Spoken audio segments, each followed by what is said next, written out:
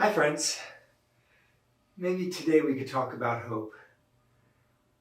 Hope is such an important virtue, not just a human virtue, but a theological virtue, meaning um, not just a gift that God gives us, but a gift that we can exercise over and over again. And it's both parts. It's a free gift that God gives to us, but then we have to open up the gift like any gift and pull it out and use it.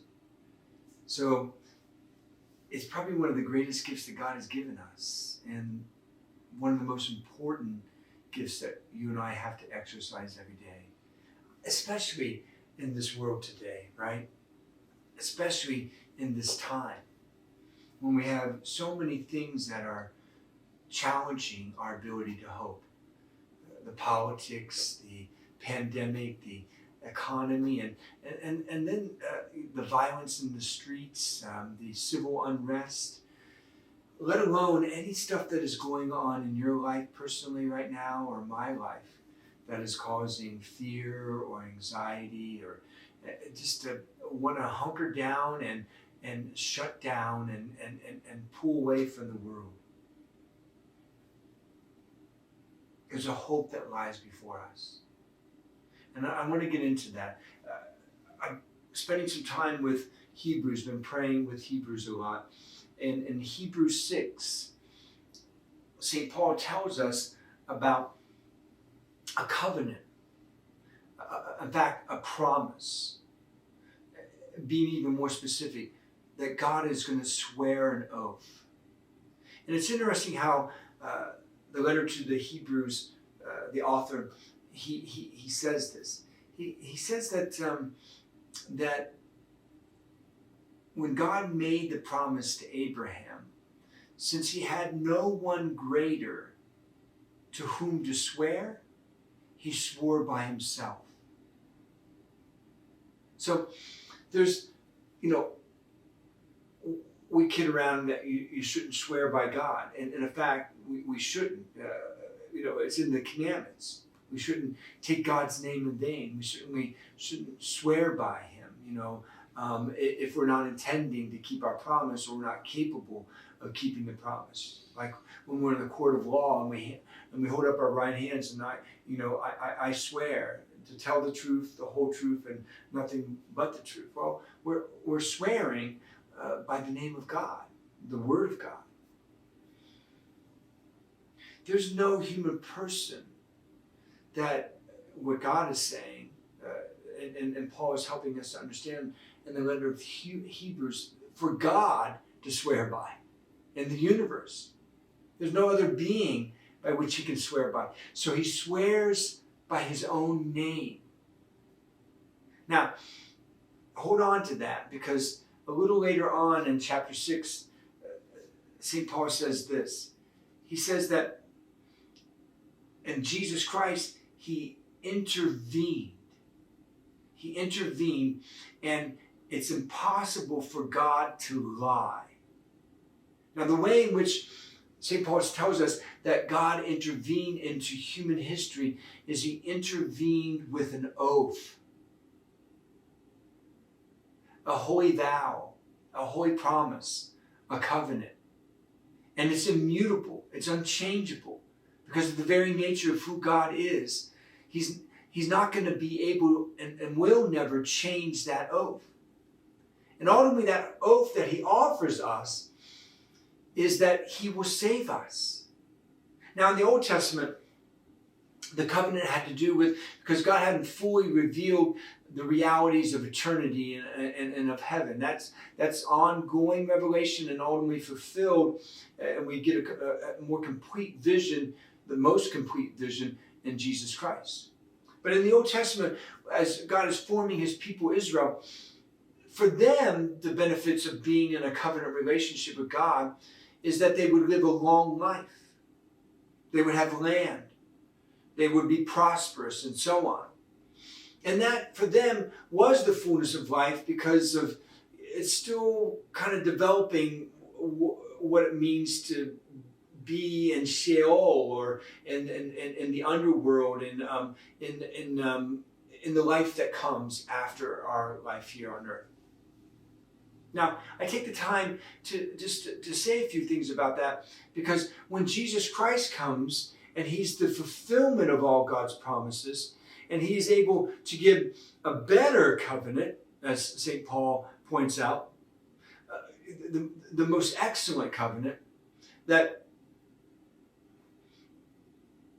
being in that covenant relationship with God, the benefits of that is that he promises us eternity. He swears an oath to us that he literally writes not only upon our hearts this covenant, but upon his own heart, his own sacred heart, bleeding out upon the cross, is where that covenant is forged, and the victory of the covenant is in the resurrection of Jesus Christ. And then he goes back to the Father, he sends him to heaven, and finally the gates of heaven are unlocked, and finally humanity is able to get into heaven, all because of the covenant. This is all important too, to remember that when God makes a promise, and literally St. Paul says it, in which it is impossible for God to lie. God does not lie. He's incapable of lying because he's truth itself. And if that's the case, and it is the case, then what comes next is so important. Because he says this, he says, we who have taken refuge might be strongly encouraged to hold fast to the hope that lies before us. And the hope that lies before us is that God is capable of fulfilling his promise. He is capable of getting us into heaven. And that should mean everything to our lives. He is capable of saving us. And that should be, as St. Paul says, an anchor to our souls. This we have, he says, as an anchor of our soul. I love that image of an anchor. And it means something to us, obviously, if ever you've been on a boat. But it means a lot to the Jews, and maybe a little bit different than us today. So when Jews went out to fish, like went out into the Mediterranean to fish, they never went too far from the shore, but they never stayed too close to it. So they never stayed too close to the shore that it was shallow and they could get stuck. They could get on a sandbar or hit some rocks or whatever and even sink. So they didn't stay that close to the shore. Plus, they wouldn't be able to cast their nets down into the water and pull up anything substantial. But they also didn't go too far out, where they couldn't see the shore at all. Or also when, and storms could develop without much anticipation. A storm could just brew out of nowhere and come up out of nowhere. And if that would happen, the waters would be way too deep for them to put down an anchor and to anchor them to the ground and keep them buoyed up, keep them from being cast overboard, the boat turned upside down. So there was this sweet spot for the Jews to fish in. Not too far out into the deep waters where the anchor and the chain or the rope for the anchor couldn't reach, but also not too close either, where they're never going to be able to do anything productive with their life and never going to be able to catch fish. It was somewhere in between, where there was some depth to the water, but they're also able to lower their anchor and keep them in one place for fishing, but also, if a storm would come up, keep them from capsizing, from falling into the water, from being overwhelmed by the waves. I say that this is an important image to the Jews, and I take the time to explain some of the history of that and the culture of that, because St. Paul is giving us in this little nugget a knowledge into our relationship with God in these troubled, turbulent times. With everything going on, it has the power, the potential of throwing us overboard, of tipping the boat that we exist in, of overcoming us with all the turbulent high waves. And the thing is, in our relationship with God, is that we can't go too far out from Him, too far away from the safe harbors of who God is. Because if we do that, then all that happens out in the world is going to overtake us. But at the same time, we can't just hide ourselves away in the house and never step out into this great sea where we're called to fish, to be fishers of men. For our fishers of men, our children, our spouses, our people in school, the people that we work with. We have to venture out into their lives. We have to venture out into the world. We're not meant to live in the shallows of God or the shallows of this world. But instead, we have to put out a bit. We have to be able to risk something. But never so deep and so far that we can't anchor into God. We have to live our lives in such a way that as we travel through this world, we're always able to anchor into God. So that when the storms come, and I mentioned some of those at the beginning, and there are many, and that's not an exhaustive list, we're not going to be overthrown. We're not going to be pushed out into the sea and drown because of all that. No, because we can hold fast to the hope that lies before us. The anchor of our souls is this promise from Jesus Christ that He will save us. Now, and He's not promising, and even using this imaging of an anchor of our soul, is that there won't be storms. He never promised that. Certainly not in this broken world, not in this fallen world. We're going to encounter storms, and not just the natural storms, but the storms that are caused by human beings.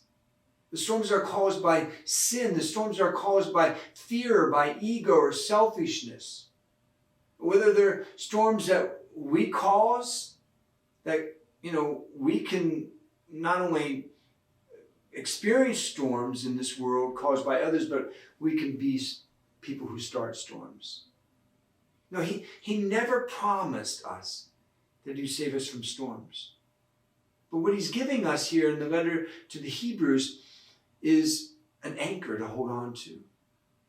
So that as we go through these storms, we're not only able to stay afloat, but we can still accomplish the mission. You see, the world needs Christians to fish, not to stay at home.